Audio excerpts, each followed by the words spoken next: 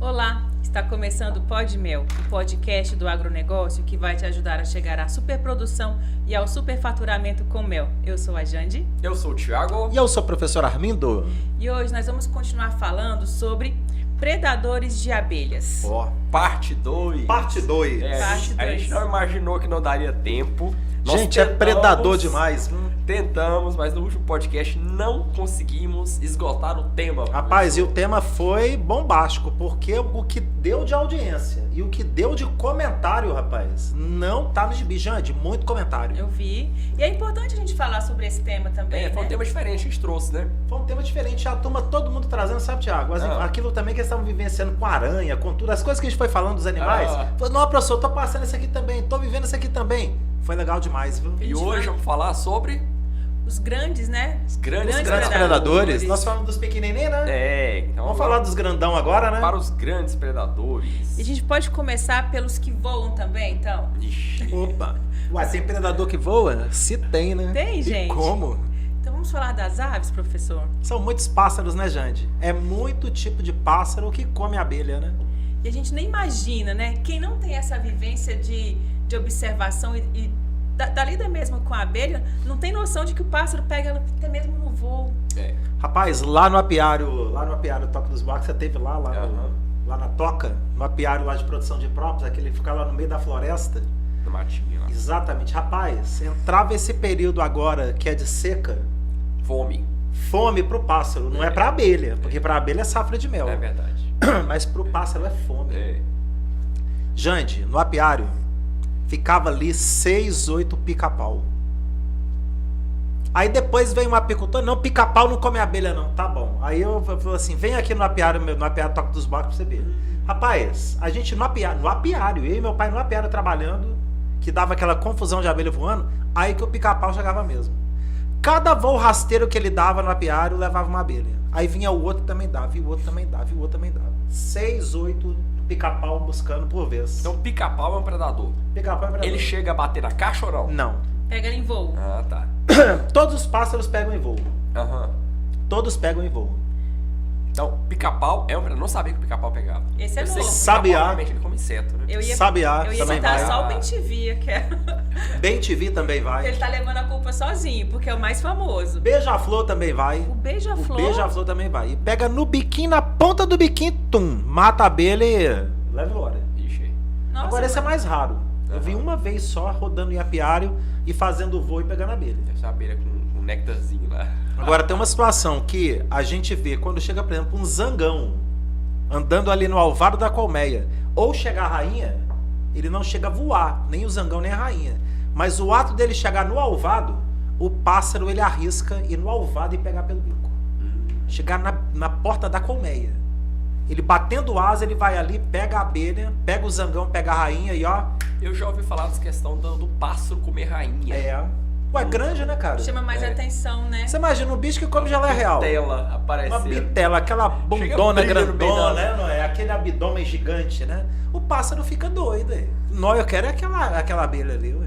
E vai em cima. O maior risco, então, realmente é pegar a rainha, né? Pegar a rainha. Porque um pássaro em si, ele não come tantas abelhas. Ele vai dar o quê? 20 rasantes lá, pegar 20 abelhas e faz cosquinha. Exatamente. E quando ele enche a barriga dele, ele tá satisfeito. Ele só vai voltar assim novamente na hora que ele vaziar. Agora tá pegando abelha, né? E tá pegando abelha numa época que é de safra de mel. Em algum momento, assim, o pássaro, um bem-te-vi, o pica-pau, ele pode ser prejudicial pra safra? Pode ser prejudicial a ponto de fazer cair a população da colmeia, não. Mas você tá perdendo a abelha que tá buscando alimento.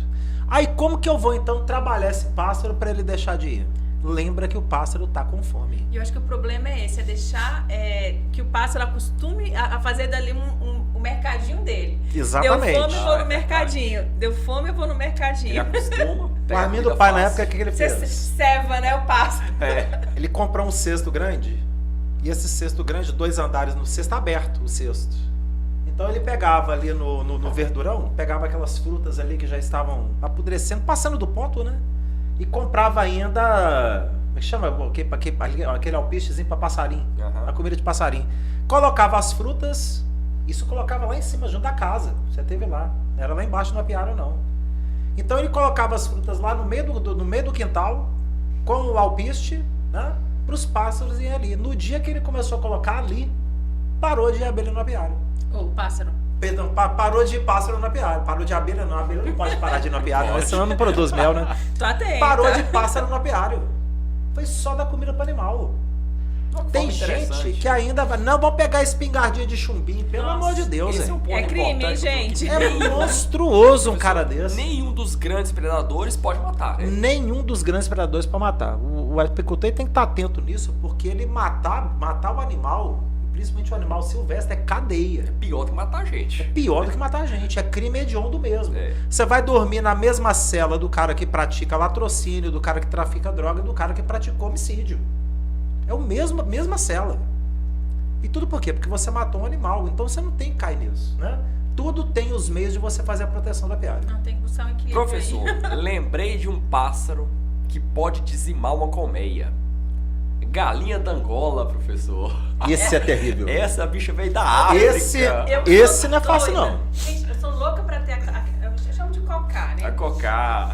Tô fraco. Lá na Paraíba é o cocá. Sou doida pra ter cocá na fazenda, mas quando eu lembro do apiário não dá.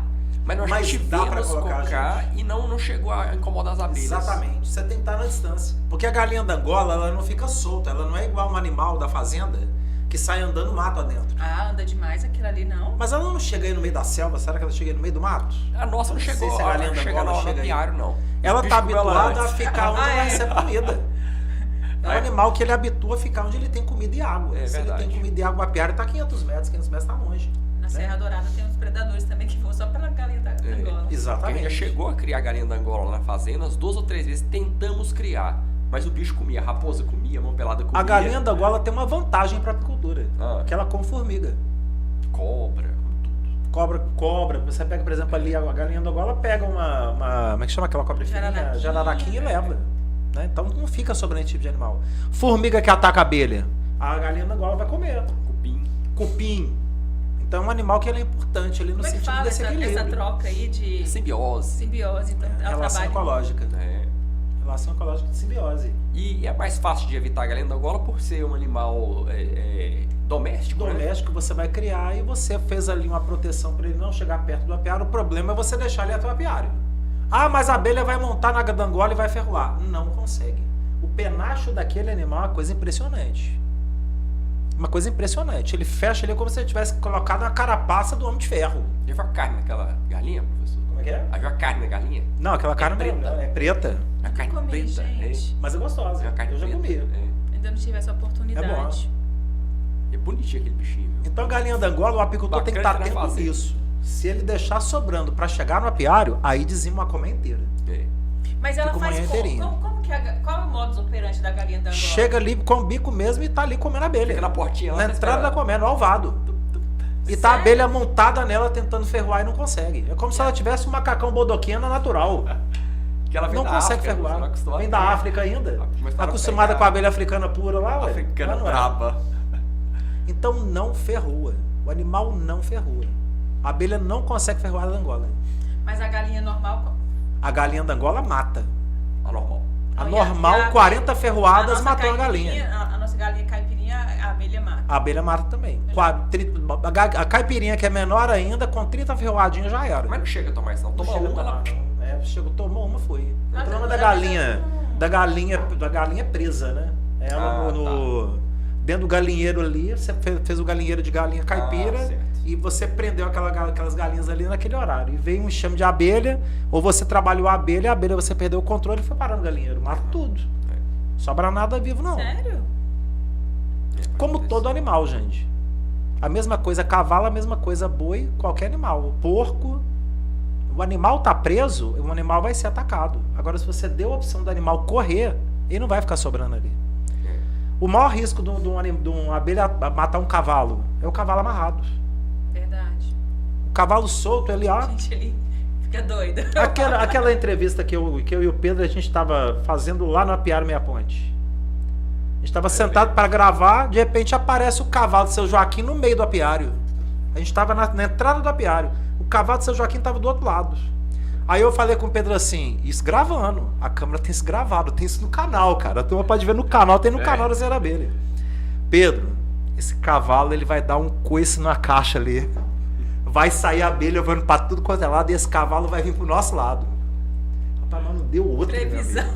De repente vê um cavalo com Tomou tudo e a o abelha sol. em cima do cavalo e a abelha em cima da gente, o cavalo correndo e a gente correndo. Falei, foi bruto, viu? Então o perigo é ele amarrado. Mas cavalo também Sim. não gosta mais. Não, o cavalo não voltou lá mais. Quando o seu Joaquim tá ali passando com ele, o cavalo o Mas ele empaca e chegou? não chega lá perto. Chegou outra coisa na caixa? Chegou, mas não derrubou a colmeia, não. Ele encostou na colmeia, mas foi o suficiente pra abelha montar nele, né? E aí ele correu.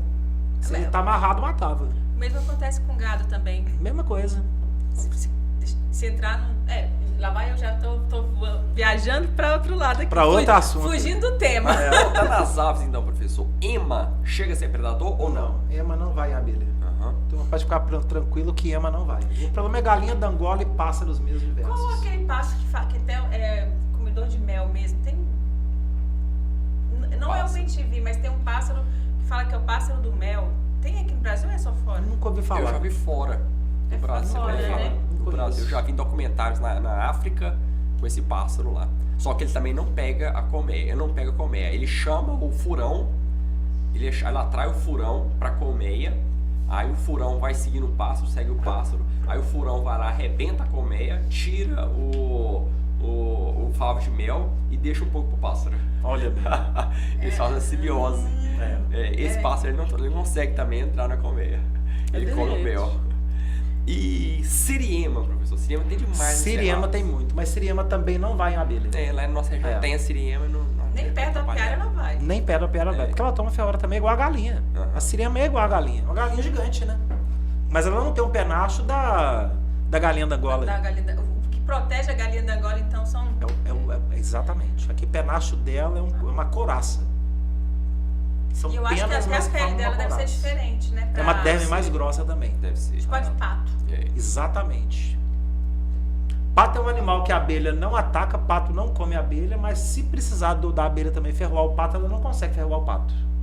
O pato, além de ter uma couraça também, uma derme grossa, tem também um penacho que não deixa chegar ferrão.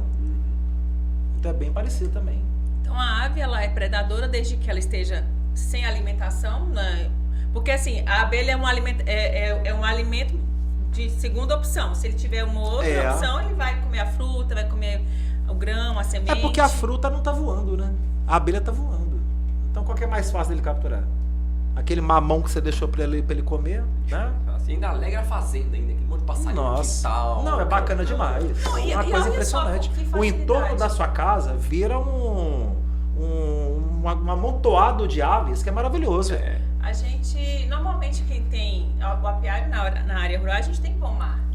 Normalmente também tem as frutas, É verdade. né? Não é tão difícil, então, de prevenir esse ataque de Não é. pássaro. De pássaro. Então vamos De pássaro. dificultar um pouquinho mais. Qual que é o próximo aí, Jante? Então, vamos começar a falar de mamíferos? Bora. Bora lá. Tinha até ficado fora da nossa lista, mas um mamífero pequeno, rato. Rato é predador de abelha? Tem alguns tipos de rato que são. Olha Tem só. alguns tipos de rato que ele chega e ele come Já- a abelha. Eu já não gosto do bicho. Ele come a abelha. Se o enxame estiver fraco, com baixa população, Eu ia perguntar isso. ele entra pra dentro da colmeia, porque o alvaro da colmeia permite ele passar. Ah, mas um alvaro de meio centímetro, aquele bicho é um demônio. Tem os camundongos, que é praga, né? Aquele bicho ali é um demônio. É impressionante como que ele deita ali, ele entra. Pô, uma portinhola. Porta. Ele entra por Qualquer baixo? frechinha de porta. De 0,3, de meio centímetro, menos de meio centímetro, ele passa. Pensa aqueles pão de pólen lá, o bicho deve comer. Rapaz, o bicho fica desesperado. Tá a colmeia fraca e tem resto de pólen na Passa colmeia, fome. ele entra pra poder comer. E reproduz até lá dentro. E sai reproduz sujeira. até lá dentro. Uma vez nós abrimos uma caixa que ela estava muito fraca, muito fraca. Quando a gente abriu a caixa, estava a abelha tomando conta de 3 quadros. E do outro lado da caixa, no canto inverso, estava lá um ninho de rato. E aqui tanto de ratinho. Dentro da colmeia. Pensa bem. Não deu pra aproveitar? A colmeia? É? Deu. O enxame ainda salvou ainda. A gente fez a limpeza da colmeia, reduzimos o alvado, protegemos o alvado. Né? Entramos a alimentação para o enxame, para recuperar o enxame. Recuperou o enxame. O apicultor, ele tem que estar preparado para várias surpresas, né? Quando você abre a tampa ali, aliás, Você quando pode tira entrar de a tudo. telha. Porque assim, a gente está Cobra. falando de rato, Mas é comum a gente ver lá na fazenda marsupial. Sim. Aquele- Ele me perguntaram isso. Adora aninhar debaixo dele. Aquele olhudinho lá. Primeira vez O que eu vi. marsupial, ele não ataca a abelha. Mas ele se protege na Ele se colmeia. protege na colmeia. É E tem mucura. gente... Acho que é mucura, não, o pessoal chama ele. entra em caixa isca, aninha muito em caixa isca, tá? Ele não costuma entrar em colmeia que já tem abelha, não. Agora, a caixa isca vazia entra demais. Aham. Eu levei um susto a primeira vez que eu vi aquele. Porque assim, eu levanto a telha já Esperando, né? cuidadosa, sabe? Porque Encontrar alguma coisa. Né? Aí aparece aquele olhudinho ali, falei, gente do céu. E ele é até terrível. bonitinho, É. sim, mas É assustador bonitinho, também. É bravo. Não é fácil. Então não. imagina, você abre lá e pega uma ninhada de ratos. ratos. De rato. E ali ele come fava, ele come pólen, ele come abelha, ele come larva. Porque tudo tem A proteína. larva, né? Tudo tem proteína. A Já- larva é docinha. Se já tá fraca, então aí. Se tá fraco, o dizima enxame não tem mesmo. força nenhuma ali pra poder. Porque uma colmeia bem nutrida, bem alimentada, ela não deixa um rato chegar. Nós estamos falando de um animal que ele tem ali toda a capacidade de defesa dele no máximo. Então não vai conseguir nunca chegar um rato. Agora a colmeia fraca, sem nutrição, abelha cansada, abelha esgotada, rainha esgotada, não tem comida, não tem alimento nenhum, ela perde toda a defesa dela. Então tudo redunda no cuidado do apicultor. Quando você pega, por exemplo, um rato dentro da colmeia, pô, tem rato dentro da colmeia com a abelha, erro do apicultor. Ah, é culpa do rato? Não, é culpa do apicultor que não cuida. É sempre complicado a gente falar um negócio desse, que o apicultor que se vê numa situação dessa, ele fala, puta merda, o professor tá falando que eu tô errando. E tá mesmo aí. O apicultor que já cria abelha, ele fica incomodado do professor falar essas coisas, mas eu tenho que falar pra ver se o cara acorda. Gente, a gente Ele não errar tá é muito cuidando da fácil. abelha dele. A gente errar é muito fácil. É muito fácil. Porque assim, a apicultura ela é feita de ciclo e o ciclo ele tem que ser seguido certinho. Você tem uma sequência, você tem um processo que você tem que seguir. E o processo ele se repete todos os anos. Não são processos novos que você faz. Ah, eu entrei o ano de 2023 é um processo, em 2024 será outro. Não, o processo é o mesmo. E tem que ter O atenção. que muda são os ciclos de chuva, os ciclos de umidade, os ciclos de frio, os ciclos de calor que podem ser mais intensos ou menos intensos. Mas primavera, verão, outono e inverno continua sendo primavera, verão, outono e inverno. Então o processo é o mesmo. Período de entre safra, o agricultor tem que cuidar. Ah, mas esse ano deu pouca chuva, então vai ter um período maior de florada e de proteína na natureza. Professor, eu não vou alimentar não. Beleza, amigão, vai perder essas abelhas. E vai perder. Ah, não, comigo vai ser diferente. Vai perder essas abelhas. Ah, professor, mas eu tenho certeza que lá na minha região é uma outra região. Vai perder as abelhas. O cara acha que com ele vai ser diferente. E não vai ser, Thiago. É ferro. É prejuízo. Tá perdendo dinheiro. Tá jogando dinheiro fora. Tá aumentando o custeio dele. O mel dele vai sair mais caro. Porque ele não tá tendo o cuidado que ele tem que ter com a abelha. Vai Ele produzir não menos. vai produzir menos. Ele não trata a apicultura como negócio, gente. Quando você vê um apicultor que perde a abelha para predador, rasteiro ou predador grande, é erro do apicultor na maioria das vezes. Não é? É porque Verdade. Hoje É por aí, né? a gente já tem muita informação e muita tecnologia para prevenir algumas situações. É claro que tem situação, gente, que realmente não tem o que fazer.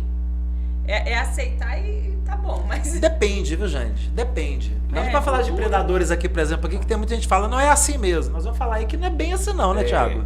Olha só, professor, e o gambá chega a ser predador? O gambá, ele não é predador. Uhum. O gambá, ele não é predador, ele não ataca a abelha, tá? O gambá, às vezes, inclusive, tem pessoas que usam aquelas telhas, que é um chapéu, né? Aquela mesma que usam em telhado. Cantoneira, né? Fala. Cumieira. Cumieira, exatamente. Cantoneira não. Usa o Cantoneira, chapéu de cumieira e aí tem aquele espaço entre a tampa e a telha da cumieira. E o apicultor levanta a cumieira, tá lá o gambá lá embaixo com os gambazinhos. Aí ele pega um pedaço de pau pra matar o gambá. Eu fico imaginando o que passa na cabeça de uma mula de um apicultor desse. Com Medo. perdão da palavra, mas é Medo. uma mula. medo. Pô, o gambá é um animal dos mais prestativos, não é só o apicultor não, ao produtor rural. Esse é que come cobra mesmo. Sério? Nossa, esse pega, minha amiga, aquilo ali, quando ele vê uma jararaquinha, eu falo, opa, hoje tem um guisado diferenciado. E Nossa. encara aquela jararaca que não fica nada. Olha Mata mesmo. Predadores ali diversos, ali, barata no meio do mato, o próprio rato. O gambá pega tudo. Então o gambá é um animal que todo produtor rural ele tinha era que até estimular o retorno da população dele para a natureza. Porque o que isso ia reduzir, inclusive, até mesmo de problema de praga em lavoura, que o gambá ele traz ali todo um processo de reequilíbrio ambiental no ambiente. Muita praga de lavoura, gente, acomete por conta do quê? Pela falta do ambiente preservado em volta. Verdade. Pela falta da floresta preservada em volta. Tudo chega, né? A floresta preservada em volta, ela dá, querendo ou não, todo o ambiente preservado para aquela lavoura que está perto também. Mas o produtor rural primeiro chega lá e desmatar. E aí quer compensar depois com a aplicação de defensivo. Então é um problema. Né? Tem que ser repensado isso. Né? Quer dizer, então o gambá não é. Gambá não é. Gambá é tranquilo. E o pessoal pensa que é. Um outro bicho que tem lá na nossa fazenda, mas ele não costuma mexer nas caixas, mas eu já vi gente reclamando na live, professor.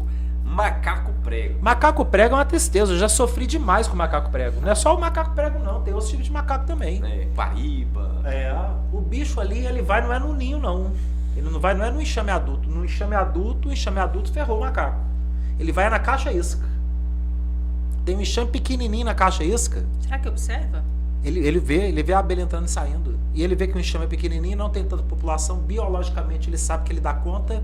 Ele pega a caixa isca, põe debaixo do bracinho dele e vai embora, pulando de galho em galho, levando a caixa isca embora, com a abelha dentro. Eu já vi isso. Eu indo repor feromônio e tô vendo lá, mas que bicho é aquele ali, junto da caixa. De repente eu vejo o macaco prego pegando, botando dentro do braço e ó, indo embora pulando. Com a caixa debaixo do braço. Gente, que cena. A abelha pra trás e ele vai correndo. Ficando a abelha pra trás e ele indo embora. Vai chegar de onde ele estiver, ele vai ali destruir aquela caixa, comer os favos ali com filhote com mel e nutrir. O mel é cheiroso. Não atrai, não é só a abelha. Aquela cera cheirosa. A cera cheirosa. O macaco vai em Pensa cima. na cena. Nessa época agora, começa a dar seca, né? E as abelhas começam a reproduzir, começam a colocar caixa isca e os animais começam a passar fome. Então a nossa região lá é muito seca, começa a ficar muito seca a partir de agora. O animal sofre. E a gente começa a ver a população de macacos chegar no quintal. Acaba o quintal, professor. Broto de árvore, leva tudo.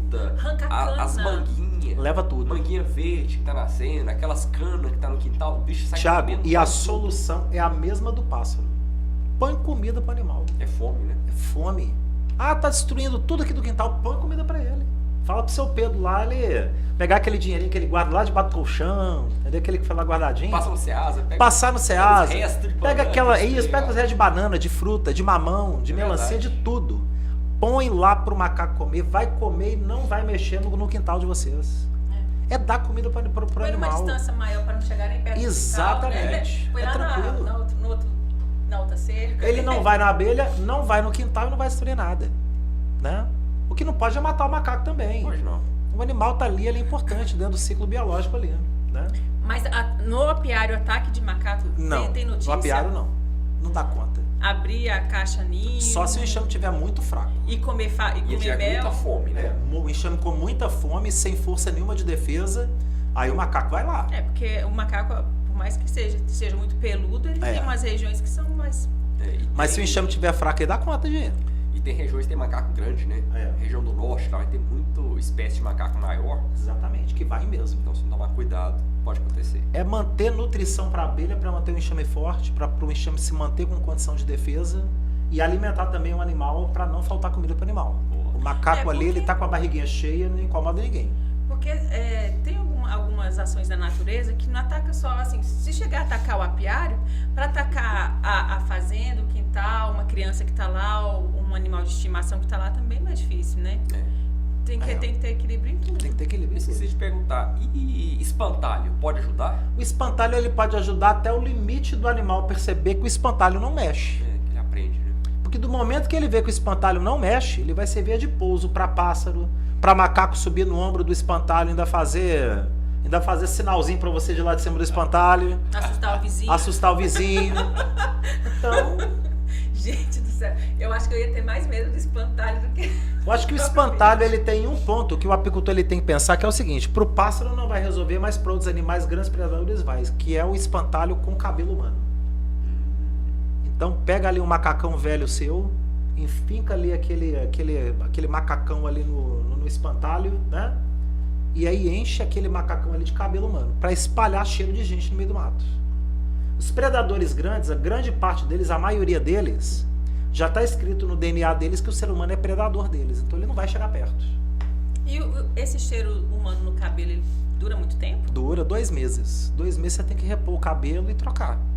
Você já deixa um cabeleireiro, um barbeiro para pegar o cabelo todo, colocar dentro da saca. Todo mês você passa lá e enche. Todo mês passa lá e enche o saco de cabelo. Né? Gente do céu. Mas usa mesmo? Usa. E espanta mesmo. Não vai espantar onde? Onde você tem ambientes muito equilibrados que não tem contato do humano com o predador. Então, por exemplo, Pantanal. Pantanal nós estamos falando ali de uma população de animais onde você tem 10 mil animais para um ser humano. 10 mil animais. Ou seja, não tem presença humana. Então o animal ele não sabe quem é aquele ser humano. No DNA. Não reconhece aquele cheiro. Não reconhece no DNA que aquele humano é um predador. Então não vai adiantar você colocar cabelo humano, por exemplo, para combater tatu canastra. Nós vamos falar daqui a pouquinho dele. Porque o tatu canastra no Pantanal não conhece o ser humano. Tem tatu canastra que vive 15 anos e nunca viu um humano na frente. Então já vamos falar logo. Tatu canastra é um predador de abelha? É um predador problema para a abelha. Potencial. Potencial. Talvez o principal predador dos grandes predadores. Para quem não conhece, o canastra é qual tatu? É aquele grandão? Aquele grande que dá no cerrado. Como ele cobre, como o cerrado cobre 70% do território nacional, é onde o apicultor mais conhece é o tatu canastra. Está presente em todo o cerrado. Em Goiás ele não é tão comum. Ele já foi, né? Já foi. É. Ele tá meio ameaçado. Você tem um tatu bola que ataca também. Eu tatu bola. Os outros tatus. Ataca tem tatu também. Galinha, tatu peba. Peba é terrível. É? Ixi, rapaz. Só que são mais baixinhos. Eu e o Armindo Pai lá, rapaz, em Riacima, lá em Minas. Na entrada lá de Riacima, para pegar as florestas da Morro Velho. Morro Velho Mineração. A Morro Velho Mineração já fechou, tem 40 anos. É uma mina de ouro. A mineração Morro Velho, ela tem os túneis dela abertos até hoje. Os túneis não foram fechados. É tudo da Vale hoje. É tudo da Vale hoje. O acesso é restrito. Ninguém entra lá. Na área da mineração. Porque a área da mata dava 4 quilômetros de mata para todos os lados. Era uma área de 100% de pasto apícola. 100%. Túnel que abria lá em Rio Acima, de Rio Acima a Belo Horizonte, são 40 quilômetros. Que tipo de vegetação? Que bioma que era? Ali a transição de cerrado para Mata Atlântica. Aquele cerradão. Aquele cerradão já com transição para Mata Atlântica, já com muita vegetação de Mata Atlântica. Riacima, Nova Lima tem esse bioma. Quando você entra nos túneis da Morro Velho, lá em Riacima, você sai debaixo de Belo Horizonte. Porque o túnel não é túnel de 500 metros, 600 metros. São quilômetros. Você tem túneis de 20, 30, 40 quilômetros. Você imagina como se fosse uma malha de metrô, tudo subterrâneo. Você imagina uma malha de metrô em Nova York.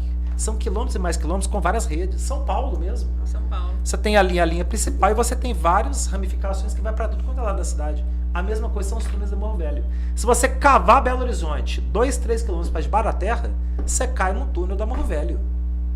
Gente. Muitos cidadãos de Belo Horizonte nem sabem disso, tá sabendo disso aqui agora, vendo aqui. Não sabe disso. Então, cara, a gente tinha o apiário numa das entradas que tinha para a floresta da mineradora Morro Velho. Uma floresta fechada, 100% de pasto apícola. Era um lugar que dava para colocar 150 colmeias uma ao lado da outra. Chegamos a implantar 80 no apiário. Abrimos o apiário todo bonitinho, sal e cal, tudo bacaninho. Não, rapaz, nós vamos produzir mel demais aqui. Botamos lá 80 caixas. Quando chegou na semana seguinte, as caixas tudo no chão. Nossa Senhora, que desespero. Sobrou 6 colmeias de pé. O resto estava tudo no chão, tudo quebrada. E aquele tanto de buraco de tatu cavado. Ah, mas o tatu canastra não precisa cavar, porque não era o tatu canastra, era o bola.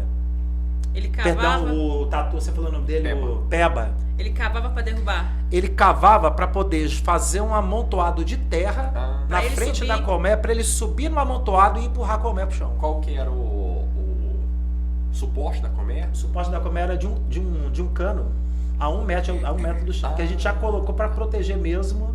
Não era nem do tatu canastra, era para proteger do papamel, que é a Irara. Nós vamos falar dela daqui a pouco.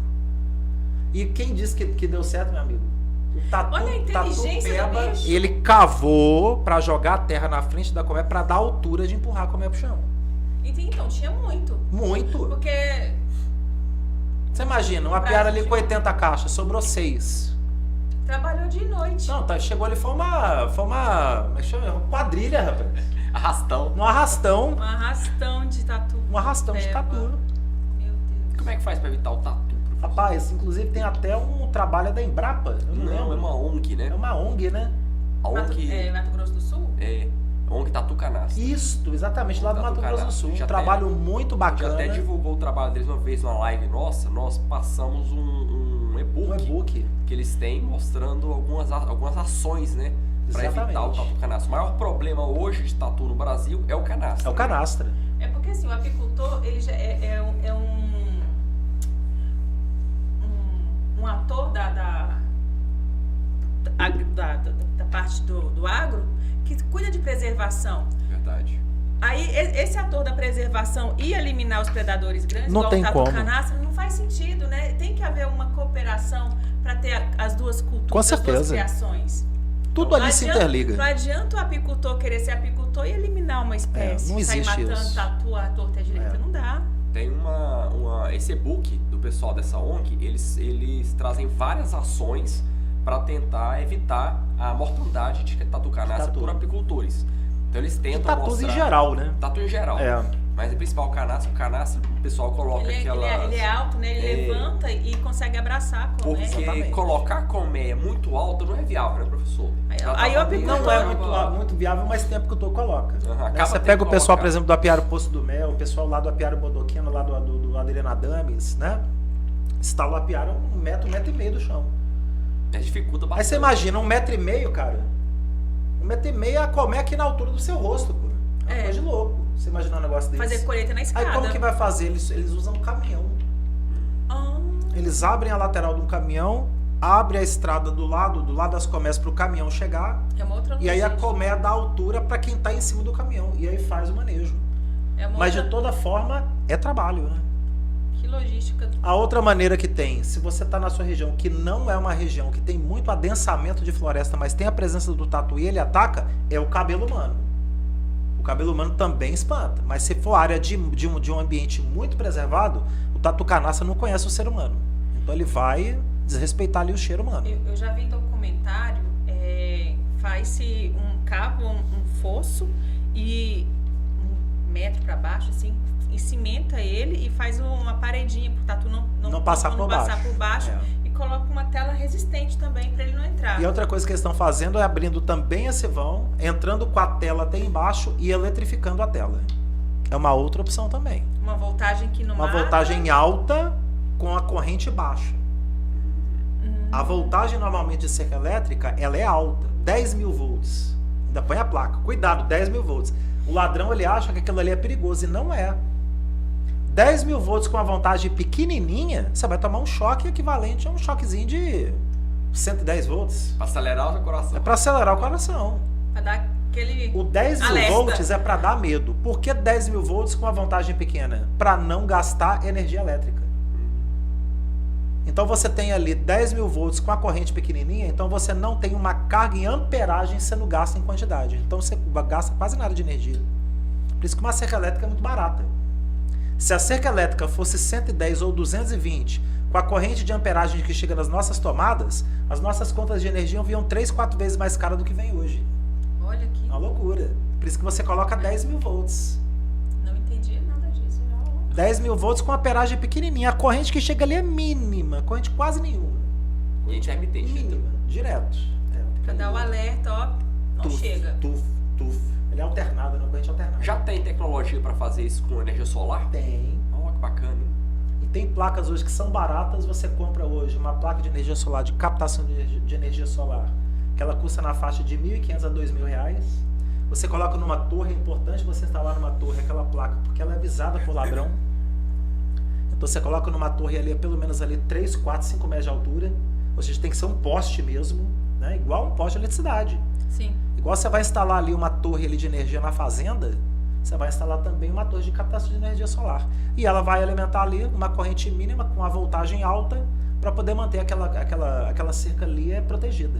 O pessoal tem usado muito isso. Esses sistemas de energia solar estão sendo implantados agora, é novo no Brasil. Mas o pessoal pode procurar as empresas que trabalham com energia solar, que você já consegue, sim, instalar isso no seu apiário, cara. Bacana. Porque a questão de você colocar... E você pode colocar câmera, você pode instalar, olha junto, você pode instalar a energia solar, no mesmo poste, você vai colocar uma antena do Elon Musk, é ou não é? Internet. Com uma câmera para poder gravando ali no apiário, já com sensor. Na hora que chegou alguém no apiário, teu celular apita onde você estiver. Oh, que maravilha, gente. Você acompanha na câmera e vê o vagabundo mexendo na tua caixa. Ah, vagabundo safado, vou te procurar aí agora no E apiário. não é tão caro o investimento, né? Não é caro, Thiago. Já foi muito caro. Energia solar barateou demais. Maravilha. E vai baratear cada vez mais. tendência Assim como a internet também. Então hoje não tem desculpa para apicultor. Ah, porque tá dando ladrão no meu apiário. Ah, porque não tem como proteger. Tem como proteger. Já Porque o foi- principal predador grande, nós vamos falar dele. É o que tem 2 pernas. Vai ser o último. Vamos lá, então, Acho professor. que foi esse o tempo que a gente não tinha... não tenho o que fazer, vou ter que sumir com isso daqui. Não tem... Já foi o tempo. Né? Já foi o tempo. Não cabe mais. As tecnologias hoje, elas vêm para poder tornar a atividade do homem mais fácil de ser realizada, com condições maiores de proteção, de defesa, de tudo. Aquele desbravamento desenfreado, ter que derrubar tudo. Acabou. ficou pra Já trás. foi o tempo. Nem tem como mais, né? Nem tem como mais. E não tem Então, sentido mesmo, né? O tatu não é só o desnecessário. canastra. É tatu do grande ao pequeno. O canastra ainda é um problema porque ele é o maior mesmo. Qualquer comércio instalado ali a meio metro até 80 centímetros do chão, o canastra fica de pé e joga pro chão. E tá na cadeia alimentar dele. Tá na cadeia alimentar dele. Gostoso, né? Pois é. Favinho gostoso. Abelha, mel.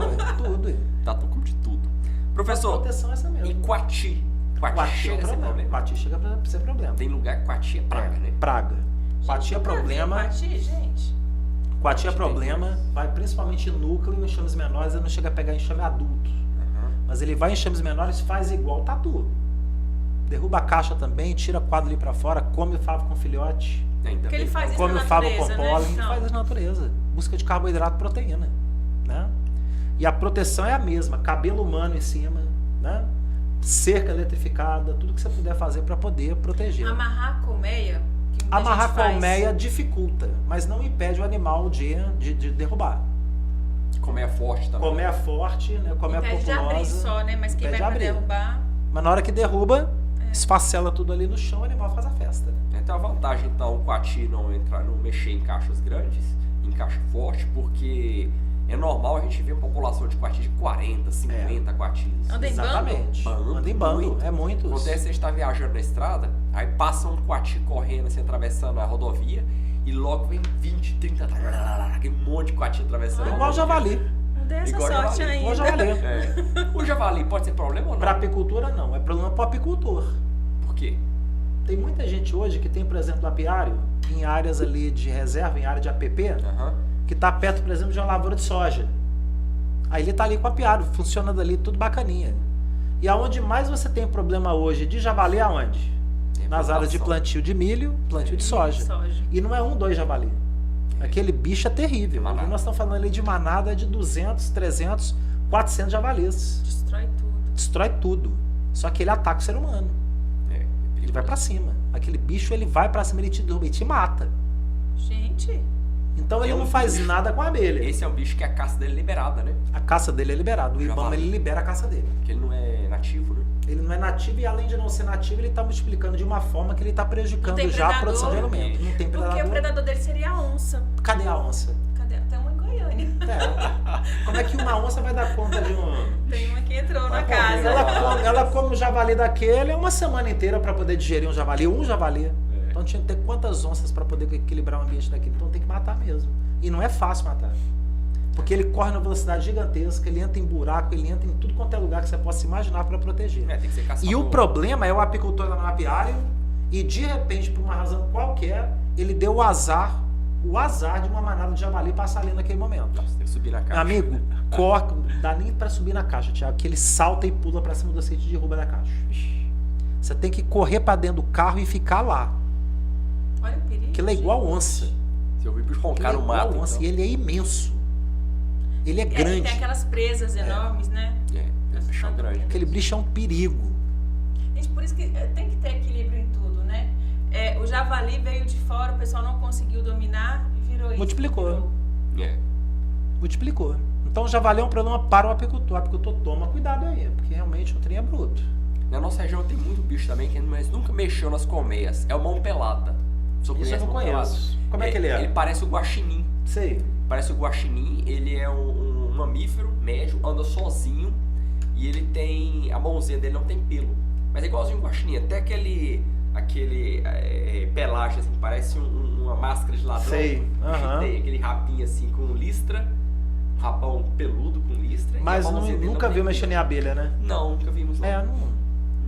Não chega a ser predatório. Na nossa região não é. Se alguém conhecer ele aí e tiver problema na sua região, fala pra gente aí. Comenta aqui no chat aqui, comenta gente. Pra Vocês gente, estão ouvindo aí, ó, comenta com a gente aqui, algum animal diferente. Problema. Que você vê mexendo nas abelhas. Ele mexe muito galinheiro. A galinheira ele mexe? É, demais. Lá adora a galinha. Acaba com os ovos do meu pai. Eita, mas o seu Pedro fica bravo. Nossa senhora. Esse, seu Pedro. O trem é feio, velho. E a tal da irara, professor? Esse aí é terrível.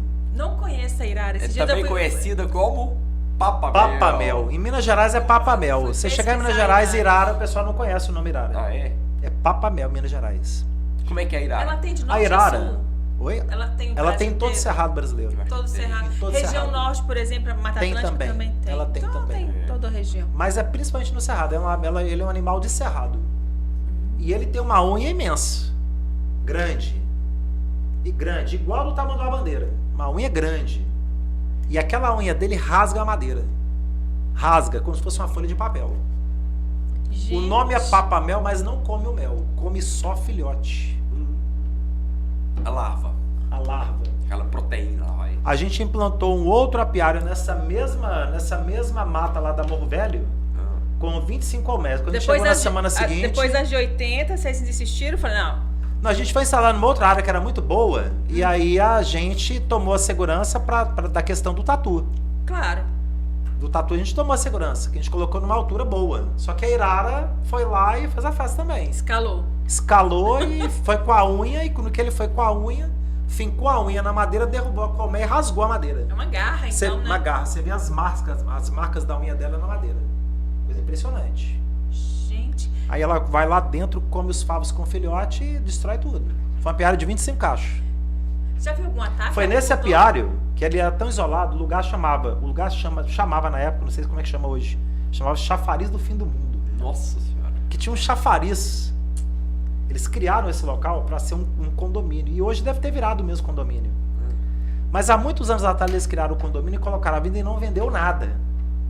E a fazenda ficou largada. Pelo isolamento, será que não... Isolamento, lugar muito isolado. Você tinha que sair da estrada que vai para Rio Acima, aí entrava 25 quilômetros na direção de Itabirito. Quando chegava no quilômetro 15, você entrava na estrada secundária, depois a terciária, para dar os 25 quilômetros que terminavam no Chafariz do Fim do Mundo. Como que você acha um negócio desse? Fuçando e andando no meio do mato, saindo procurando lugar de instalar abelha. Vamos entrar aqui, vamos entrando. Que as estradinhas, rapaz. Então foi o local aonde o carro ele chegava, e quando o carro chegava, a estrada terminava aonde a gente instalava o apiário. Dali pra frente já não tinha mais estrada. E o carro tem que era uma chegar na estrada praia. estreitinha, morro de um lado e do outro. E a gente com a Brasília marrom, a famosa Brasília marrom. E não tinha como você virar o carro. Você tinha que ir até a frente, depois você tinha que voltar. Você 1,8 km na mata. 1,8 km em curva, com carro de ré. Pra você chegar no ponto que dava pra você manobrar e virar o carro e sair de frente. A gente, cara, deu 7 horas da noite, a gente tinha acabado de terminar o trabalho de apiário, juntar tudo dentro do carro e começamos a dar ré. De repente, meu pai, não sei que vacilo que ele deu, coitado, ele manobrando, o carro caiu pro barranco abaixo, meu amigo. Vixe. E no que ele caiu, aquilo é ribanceira, não tem área plana, é tudo morro. E aí o carro ele ficou preso no tronco de árvore. Então o carro ficou de lado, a gente de lado no carro e o carro lá, na árvore. Caramba. Isso a gente estava a 25 km de Rio Acima, 7 horas da noite. A gente tinha dentro do carro maçã, laranja e banana. As aventuras da vida. A gente falou, bom, embora agora não tem jeito. Nós vamos sair andando aqui de noite pra bicho atacar a gente aí no meio do mato. Vamos dormir aqui dentro do carro, no dia seguinte a gente vai até Rio Acima e arruma um guincho para poder tirar o carro daqui. Você ia a pé? E a pé, não tinha estrada, não tinha ninguém. Até que a gente conseguiu, a gente andou, voltou 10 quilômetros, De 10 para 11 passou um caminhãozinho que deu carona pra gente até Rio Acima, mas a gente ainda andou 10 km voltando. No dia seguinte, a gente dormiu dentro do carro, tinha água. O carro deitado. O carro deitado, a gente deitou de lado. E meu pai no banco da frente, eu no banco de trás. Deitamos de lado e ali dormindo. E o carro apoiado na árvore. Caramba. Se não tivesse a árvore, rolava. Espinhadeira abaixo. O trem horripilante, gente. A gente ficou tomando água, comendo banana, chupando laranja e comendo maçã. E a dona Cléo preocupada em casa. E a dona Cléo preocupada, porque não tinha celular nessa época. Jesus. Se tivesse, pegava também, não. Não pegava não, no meio do mato. Tá louco. Foi assim.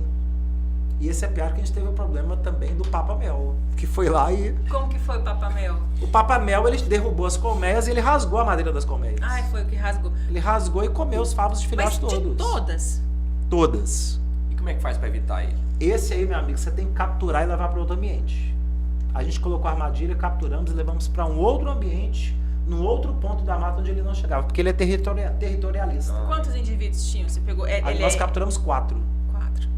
Capturamos 4, levamos para um outro ambiente, ali ele não voltou mais. Aí teve problema, a gente ainda criou a abelha lá 4 anos ainda. Tira muito mel. E não teve mais nenhum incidente? Não. Olha só. O do tatu também, desse primeiro apiário com 80 caixas, a gente reinstalou, tomamos ali as prevenções devidas e voltamos a instalar as 80 Qual foi a lá. prevenção para esse tatuzinho não fazer morro? Para esse tatuzinho que a gente fez foi o suporte, 1,20 m de altura do chão. Aumentou a Aumentou altura? ainda mais a altura. Mas então para... E colheita você fazia com a escada? Colheita a gente fazia com escada. Com escada. É. Gente, olha só. É uma pena que nessa época não existia celular, não existia câmera, não existia nada. A gente fala para vocês, grava o que vocês estão fazendo. Grava o que vocês estão fazendo, que vocês vão lembrar disso daqui 40 anos. Tem E que ter ter isso gravado vai ser registro. importante. Tem que ter registro. A gente tem foto, mas até a qualidade das fotos nem se compara à qualidade das imagens de hoje, né? Mas era uma época que se houvesse câmera, pelo amor de Deus, o pessoal ia pirar o que a gente Mas fazia. era interessante mostrar uma foto dessas aí qualquer dia desse no seu Ué. canal para o pessoal ver O pessoal vê como é que era, as dificuldades que eram. Era bruto, menina. Já foram vencidas, né? Nossa senhora. E tem um bicho grande também, professor, que tem muito na nossa região, mas felizmente também nunca atacou nossas abelhas. Mas eu já vi gente reclamar demais. Tamanduá. Tamanduá. É problema? Ataca, é problema e come abelha mesmo, igual come formiga, derruba colmeia, quebra tudo, come tudo. Não ataca com a mesma força, com a mesma intensidade que o tamanduá bandeira, mas ataca. Bandeira também ataca. Bandeira também ataca. Bandeira é um bicho grande, né? E o cuidado dele é o mesmo do tatu. É colocar a colmeia numa altura adequada, cabelo humano, né? Cerca elétrica. Pra esse estelar já é suficiente, né? Eu acho que Telou o consegue. apiário, já é Porque tranquilo. o tatu é problema que ele passa por baixo da tela. Quando eu tive lá com o Casa da Libera, lá na Fazenda Paranapecuária, os apiários dele lá são tudo apiários com 100 colmeias, cada apiário. Aham. São 25 apiários, cada um com 100 colmeias dentro da fazenda. Você imagina, 100 colmeias, 50 de um lado, 50 do outro, alvados invertidos, saindo para lados invertidos e o carro entrando no meio. Show. Então você tem uma carreira de 50 a 50 lados invertidos. No meio das florestas de acácia manjo. E tudo cercado. E ele enfia a cerca 1 metro para dentro da terra, para proteger do tatu-canaça do tamanho da bandeira. Aham. Cada apiário tem a sua proteção. Cada apiário tem a sua proteção. Então a gente Gente. comenta que o apiário não pode ser cercado. E é verdade, não deve ser. Você está com a sua fazenda, você tem sua criação de gado, sua criação de cavalo, você tem seus animais normais, esses animais não vão incomodar com a abelha, eles vão tomar ferroada e mal vai sair correndo. Agora, o local onde você tem um ecossistema muito preservado, muita floresta com predador de abelha, tem que cercar. Essa é uma informação que você tem que frisar, porque aí a pessoa tá ouvindo, mas o Armindo fala que não tem que cercar. Que não pode em cercar uma e agora aula. tá dizendo que em tem. outra aula ele fala que tem Exatamente. que cercar até lá e ainda tem que ser profundo até lá. Então tem que cercar? Depende. São ecossistemas diferentes. São ecossistemas diferentes. A gente tá falando de uma fazenda, a gente tá falando de um ambiente preservado. Uma fazenda que você só cria gado. Você não vai ter preocupação disso. Você tem um mínimo de pasto apícola, área de pasto para tudo quanto é lado, você não vai ter predador grande. Que normalmente né? não tem uma floresta em volta, uma área de preservação muito grande em volta, né? Exatamente. Né? Os nossos colegas da América do Norte tem um outro problema que aqui não tem, professor, que é o urso, né? O urso. O urso lá é um problema sério. Esses dias eu estava fazendo um teste no chat GPT, É igual um tatu canastra. talvez seja um pouquinho pior, né? É, Porque ele é um pior. pouco maior. É. Não, Eu mas tava- o estrago é o mesmo com relação a apiário. Que ele Ao vai quebrar fazer e comer. É quebrar e comer. É. O problema é que um urso pesa mais de 1 tonelada. E ele ataca o ser humano. E é um monstro. E ele ataca o ser humano. É. Se você parar na frente do urso, ele te mata. É pior do que você encontrar uma onça ou um leão no meio do mato. Exatamente. Então o urso assim é um bicho que é Perigosíssimo. demais da conta. Mas ele também só vai no outono, quando começa a escassear alimento. Exatamente. Tem a Na época- primavera, verão, ele não vai. Ele tem oferta de alimento, ele nem mexe com a colmeia de abelha. Ele vai no outono. Está escasseando o alimento, então ele vai começar a procurar reserva de alimento para poder hibernar. comer e comer em grande quantidade, porque ele precisa engordar naquele período para depois ele entrar em hibernação e dormir ali 6 a 8 meses, né? Mas o urso é um problema sério. Você Brasil- estava falando que você pesquisou no chat GPT? Tava fazendo pesquisa no chat GPT sobre questão de predadores das abelhas. Aí ele falou que a abelha tem predadores como algumas aves, tamanduá e urso. Olha bem. Aí eu falei, não, vamos limitar a busca aqui. Fala os predadores que tem no centro-oeste do Brasil. Aí ele colocou Aí ele que falou que tem algumas aves, o tamanduá e o urso. Então o chat GPT, ele tá inteligente pra caramba, não é? Ele tá dizendo que tem urso no Brasil, A gente. inteligência artificial tá bem Não artificial. tá, ele tá muito artificial, ainda não tá tão inteligente assim. Ainda carece aí de, não é?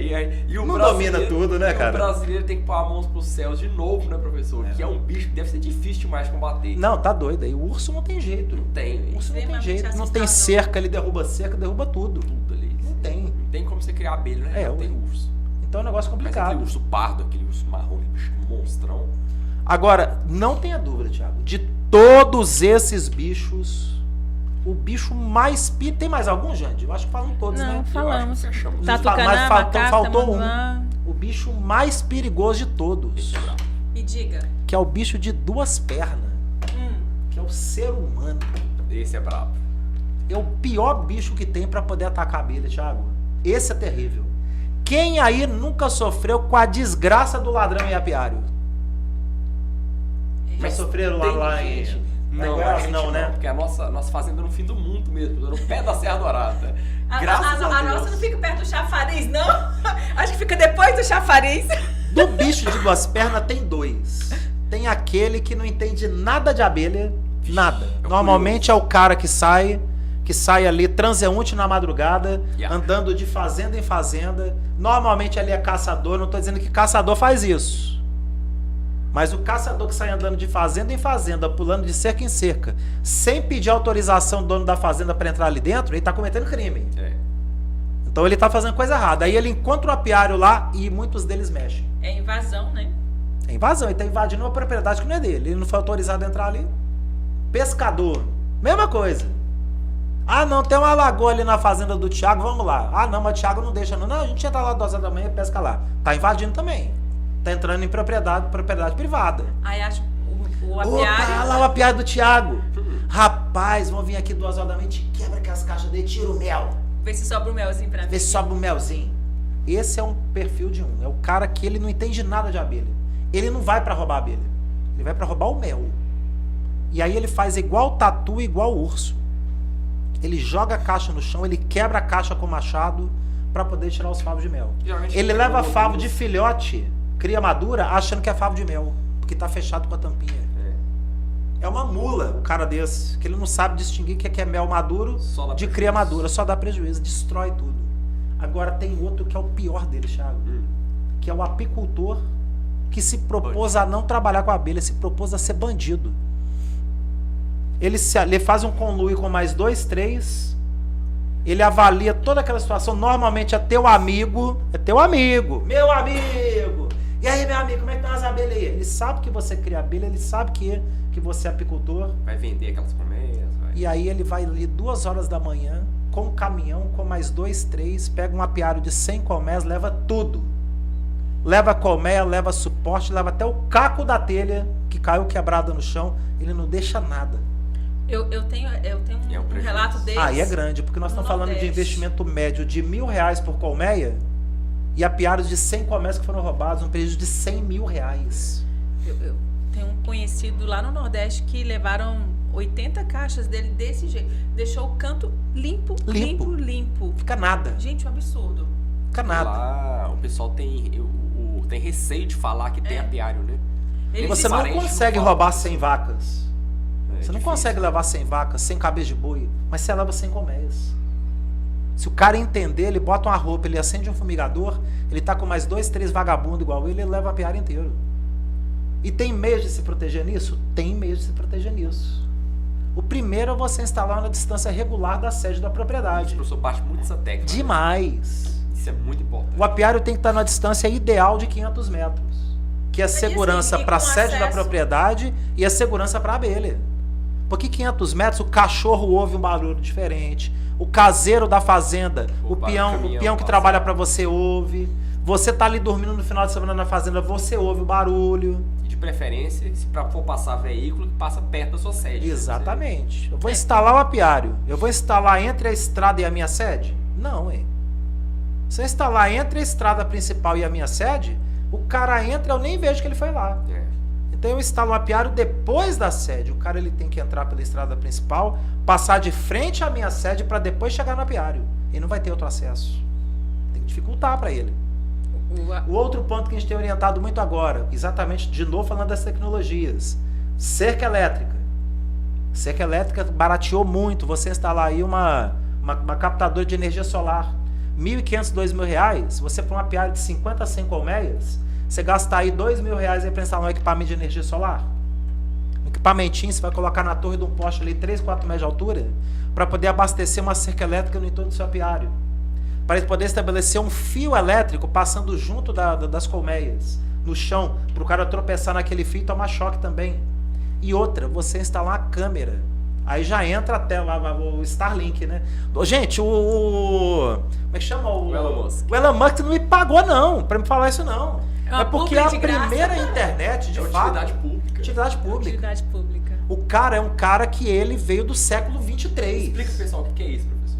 É Starlink. O Starlink é o nome da empresa dele. O que é isso? A Starlink é um produto, sistema, né, que ele oferece. é um sistema de celular via satélite. Internet. De internet via satélite. Ah, não, professor, mas eu já tenho aqui da empresa tal. Não é a mesma coisa. Tem outras que estão usando sistemas de satélite, mas não é tão preciso igual esse da Starlink, que é o genérico. É o genérico. Ele implantou 8 antenas de satélite próprias da Starlink. Ele não contratou também foguete da NASA para levar lá, não. Ele criou os foguetes. A gente brinca que ele, inclusive, ele é um ET, porque ele não nasceu nesse século. Ele é um cara muito à frente do tempo dele. Ele é bem visionário mesmo. O cara, ele conseguiu construir a tecnologia de colocar satélites em órbita. E é muito acessível o produto, né? Muito É acessível. um equipamento pequeno. Uma anteninha que vem numa caixa, Né? Se transporta ela. você transporta ela debaixo do seu braço. Você liga a anteninha, posiciona para o céu, vai dar um Qualquer lugar sinal do mundo. em qualquer lugar do mundo, no meio do Ele é Oceano barato, é Pacífico. R$1.000 e poucos. R$1.000 a antena. R$1.000. Aí você paga a mensalidade. R$198. E tem uma internet ali, não chega a ser uma internet já ainda de 5G, mas você tem uma internet ali na casa de 3, 4G, você tem. Já resolve tudo que você precisa. Rapaz, Tô lá você na capta Serra tudo. Dourada, eu consigo ter internet. Consegue. Você vai ter internet bacaninha, você instala ali um sistema de câmera, plugado aquela internet, transmite no teu celular. É engraçado que a gente vai ganhando algumas independências, né? Assim, aonde o poder público nosso do Brasil ainda não chega, por exemplo, Serra Dourada.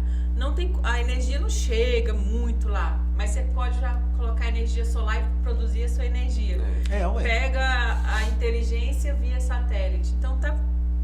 Você pega uma plaquinha dessa, de R$1.800, R$2.000 de captação de energia solar, você produz ali de 800 a 900 watts de energia. Quantas lâmpadas você não abastece? Naquele Goiás quente. Lampadinha igual essas aqui, ó. Nossa senhora. Lampadinha igual essas aqui, que é de 20 e 30 watts. Você tá ali com uma placa que tá produzindo 900 watts para você. Você instala 30 lâmpadas. Fantástico. Você clareia a sua casa inteira. Se você pegar outros sistemas, já na casa aí de 3, 4, 5 mil reais, você implanta uma anteninha dessa, você liga uma TV, você liga uma geladeira, você liga tudo. Então aonde que nós vamos ter no futuro muito próximo instalação de rede de energia elétrica chegando até a fazenda? Não vai ter mais. Se vier um novo programa, inclusive, de instalar energia nas propriedades rurais, o governo ele tem que ter a decência de implantar sistemas de captação de energia solar. É muito mais barato do que você instalar rede, poste, fiação. Não é redes ali de resistência, aquelas resistências gigantes que são colocadas em postes. É um negócio complicado. Então são tecnologias que estão vindo para auxiliar o ser humano, né, gente? Lá em Goiás tem um sol para cada fazenda, amiga. Pois é. Que é um lugar quente. O Brasil todo, graças a Deus, é bom de sol. Então Então a gente tem que estar atento nisso. Mas ladrão é dar um pau nele. Se você conseguir pegar o vagabundo, faz igual um apicultor lá de Belo Horizonte, uma vez que ele chegava no apiário, ele encontrou os vagabundos uma vez lá no apiário. Opa. Ele pegou a arminha dele, rendeu os caras, falou, tira a roupa. Fez os caras tirar a roupa. Ficar pelado no meio do apiário. Eu nem vou rir. Falou assim, agora levanta a tampa dessa colmeia. Levantou a tampa da colmeia, agora senta em cima pelado. E fez os caras sentar em cima da colmeia pelado. Caramba. Aí chegou na caixa assim com o braço, tum, tum, tum. E as abelhas juntou ali na bunda dos vagabundos, ó. Mas você acredita que ele ainda vai preso por tortura? Hoje ele não pode fazer isso. Hoje- Mas lá nos anos 90 ele fez, viu? E ele fez com prazer, viu? E dá vontade de fazer um eu trem achei desse mesmo. interessante, Porque gostei. pior do que tatu canastra, pior do que irara, pior do que tudo quanto é bicho, é o tal do bicho homem. Esse é brabo. Ô, desgreta é o tal do bicho. Esse é brabo. Amigo, notificar as autoridades públicas do apiário é um meio também de proteção? Jande, muito bem lembrado. Gozado que nem colocamos isso no nosso script, Verdade. Thiago. Muito bem lembrado, Mas eu Jande. estudo, professor. Comunicação do apiário, fundamental. Porque se o apiário for roubado, você tem seu apiário, ele não está comunicado na Defesa Agropecuária. Você chega na polícia. Se ele não está comunicado, seu apiário não existe, seu apiário é clandestino. Bem lembrado. O mel que você produz, você não emite nota. Você vende no torão, você vende por baixo dos panos, você não recolhe imposto. Como é que você pode cobrar da polícia te auxiliar para encontrar o bandido? Como é que você vai cobrar de um poder público, de um poder judiciário, a proteção do seu apiário? Porque é um bem, é um patrimônio. É um você- patrimônio, você tem que proteger, então você tem que comunicar. Foi muito bem lembrado. Rapaz, encerramos nosso podcast, Chave nosso de pô de ouro. mel hoje, com a Jande lembrando um ponto fundamental, que é um Fundamental. meio de proteção da apiário, né, Jande? Boa. Exatamente. Boa. Bom demais da conta, não é? Valeu demais, gente. Conta aí pra gente aí, quem que gostou desse nosso pô de mel hoje, que hoje foi top, hoje foi bacana, Nossa, hein? professor, falando de todos os predadores. Rapaz, hein? rendeu mais do que Isso da vai semana virar um curso passada, da Escola de rapaz. Apicultura, Vai virar um professor. curso da Escola de Apicultura. Dá pra, vai dá virar. pra aprofundar tudo Dá pra isso, aprofundar. viu? Pegar um script ficar bom. bacana, montar uma aula disso da escola, hein? Vai ficar legal. Vai ser bacana demais. E você, conta pra gente aqui no chat. Tem bicho aí que a gente esqueceu de falar? Conta pra nós aqui, a gente marca um novo pô de mel pra poder falar desse bicho, É ou não é? isso aí. Já aproveita, deixa seu like, segue a gente bacaninha, encaminha pra aquele colega seu apicultor que não sabe o que fazer direito, que tem aí muito predador atacando a abelha dele, né, Thiago? Verdade, professor. E vem com a gente firme e É uma forte, né, Jane? utilidade pública esse pô de mel, viu? É. Com certeza. E lembrando também a você que está aí nos acompanhando, de repente você chegou hoje, que nós vamos ter agora do dia 11 a 14 de julho o nosso próximo treinamento gratuito, o desafio Meu Primeiro Apiário. A gente vai estar sorteando apiário completo lá, né, Thiagão? Completo, professor. Completo, você não pode perder, Mas gente. só pra quem cumpriu o desafio, hein? É, tem o desafio. Só E pra nós quem vamos cumpriu deixar o o link desafio. aqui embaixo, aqui no descritivo, para você fazer a inscrição, tá com a gente e participar conosco do dia 11 a 14. E você que tá no Spotify, já bota seu fonezinho de ouvido aí e acompanha todo esse conteúdo nosso, que é para você, que a gente traz todo esse conteúdo do dia a dia, né, Jande? Muito conteúdo. Valeu, Thiagão. Valeu demais, professor. Valeu, Jande. Valeu demais. Pessoal, um abraço a todos. Fiquem com Deus, gente. Até mais. tchau, fica Valeu, com Deus. fui.